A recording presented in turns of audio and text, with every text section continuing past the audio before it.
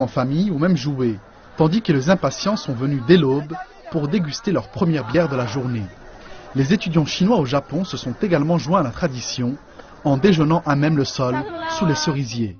La floraison des cerisiers est magnifique et j'adore me retrouver avec mes amis pour discuter et contempler ce spectacle. Les touristes venus du monde entier privilégient également cette saison pour visiter le Japon. Les excursions en bus, dont la plupart sont réservées aux touristes chinois, se succèdent les unes les autres.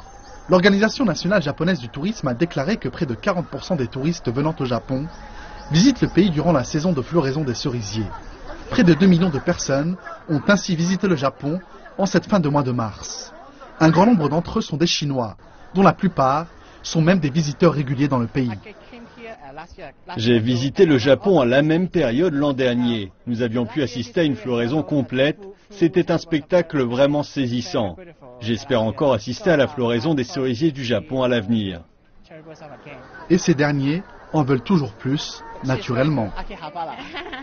Elle est en route pour Akihabara. Elle veut acheter des produits de dessin animé japonais. En 2015, ce sont près de 5 millions de Chinois qui ont visité le Japon et ont dépensé pour près de 1400 milliards de yens, soit 12,62 milliards de dollars. Il s'agit du triple du total des dépenses des visiteurs venant d'autres pays.